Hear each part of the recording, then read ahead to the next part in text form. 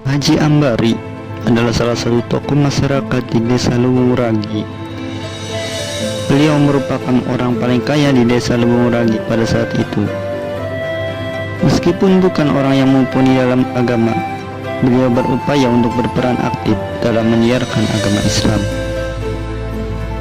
Hal itu semata karena kecintaannya pada agama dan para ulama.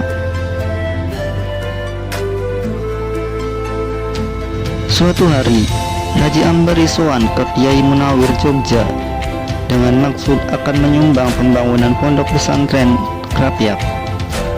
Akan tetapi, Kiai Munawir menolak karena material bangunan dianggap sudah cukup. Lalu Kiai Munawir menyarankan untuk disumbangkan kepada pesantren lain, dan beliau mendoakan Haji Ambari semoga kelak anak keturunannya nanti bisa memiliki pondok pesantren. Haji Ambari kemudian menikahkan salah satu anaknya dengan Kiai Haji Mansur. Selama hidupnya, beliau rela menghabiskan waktu, mengorbankan tenaga, pikiran, dan hartanya untuk membumikan syariat Islam di Luwung Ragi dan sekitarnya, hingga berupaya untuk memprakarsai berdirinya pondok pesantren. Atas jasa-jasa itulah, namanya kemudian diabadikan menjadi sebuah nama jalan, yaitu Jalan Haji Ambari.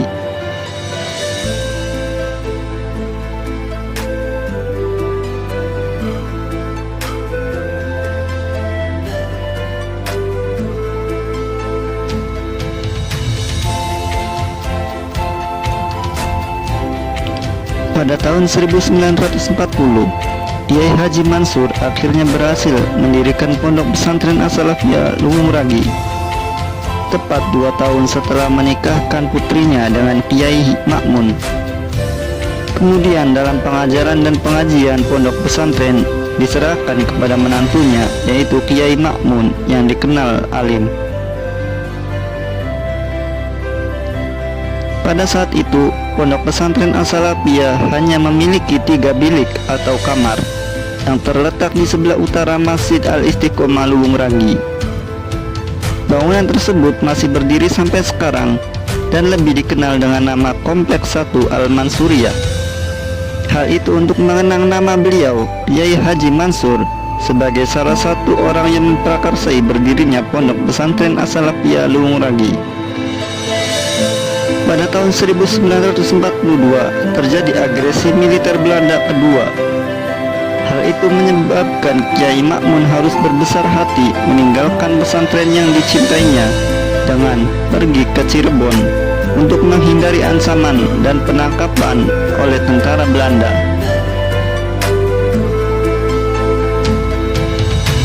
Hingga pada tahun 1947, Kiai Makmun sempat mendirikan pesantren di Desa Peterongan, Karangsembung, Cirebon. Setelah keadaan Desa Luwung Ragi aman, Kiai Makmun kembali ke Desa Luwung Ragi untuk melanjutkan perjuangan yang tertunda.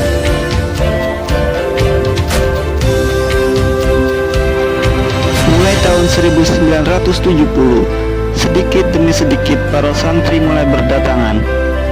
Akan tetapi, setahun setelah itu ada sekelompok garong yang mengintimidasi para santri. Hal itu menyebabkan seluruh santri merasa terancam dan ketakutan, sehingga semuanya pulang meninggalkan pesantren. Perjuangan Kiai Makmun dalam merintis pondok pesantren banyak mengalami ujian, namun tidak menjadikannya putus asa. Beliau pasrah dan tawakal kepada Allah Subhanahu wa Ta'ala dengan berbagai cobaan yang menimpanya, meskipun sudah 2 kali pondok pesantren kosong dari santri. Pada tahun 1973, para santri mulai berdatangan kembali ingin mengaji kepada Kiai Makmun. Semenjak itulah pondok pesantren As-Salafiyah mulai berjalan normal. Akan tetapi para santrinya tidak pernah lebih dari 40 orang sampai beliau Kiai Makmun wafat. Beliau meninggal dunia di Desa Luwung Ragi pada tanggal 26 Oktober 1986 Masehi.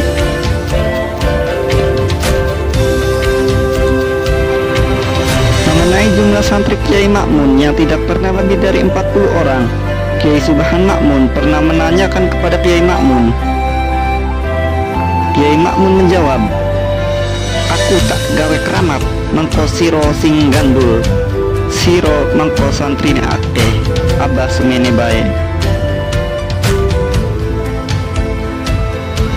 Setelah beliau wafat, kepemimpinan pondok pesantren dipercayakan kepada Kang Haji atau Kiai Subhan Makmun sebagai satu-satunya putra dari 8 bersaudara.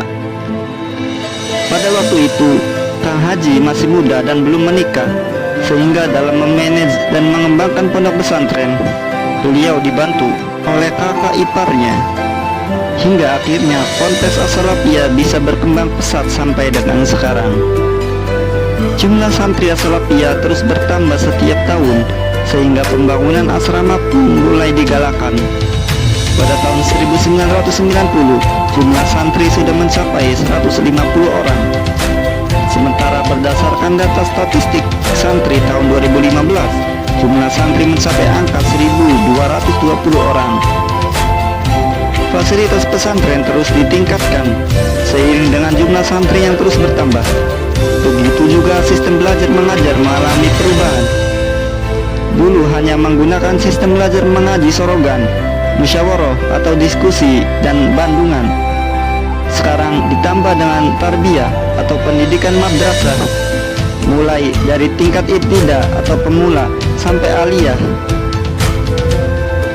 Sesuai pernyataan para ulama yang menjadi landasan modernisasi pesantren, al-muhafadzatu ala qadimis saleh wal akhdhu bi jadidil aslah. Setelah pondok pesantren As-Salafiyah ini maju dan terkenal, banyak permintaan masyarakat untuk menerima santri sekolah formal. Namun, beliau Kiai Subhan belum berminat karena beliau berkomitmen untuk tetap mempertahankan kesalahan pendidikan pesantren As-Salafiyah Luwung Ragi yang diwariskan bapaknya. Permintaan untuk membuka pesantren bersekolah formal semakin tidak terbendung. Mungkin ini tuntutan zaman yang mendorong para pengasuh melakukan modernisasi pesantren. Secara kebetulan, Kiai Nurul Huda Jazuli mengisi Mau'idul Hasanah pada acara akhir sana Pondok Pesantren As-Salafiyah pada 24 Juli 2010 Masehi.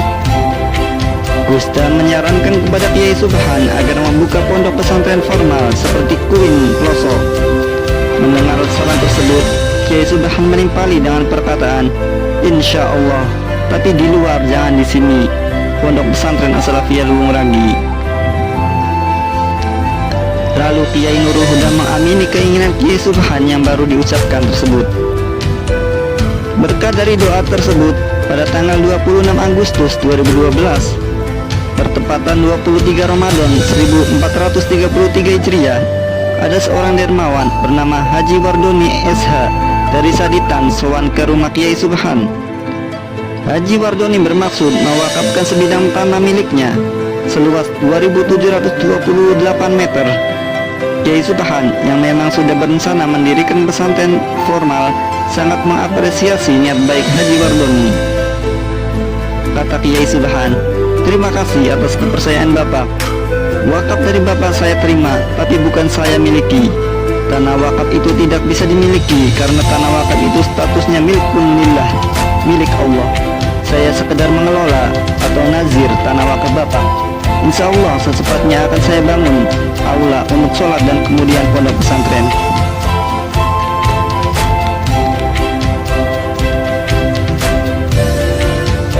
Haji Wardoni merasa puas dan sreg setelah mendengar ucapan Kiai Subhan tersebut. Pertemuan itu membuatnya semakin yakin bahwa Kiai Subhan adalah orang yang tepat. Setelah itu dibangunlah pesantren As-Salafiyah 2 Saditan yang merupakan para santri sekolah formal.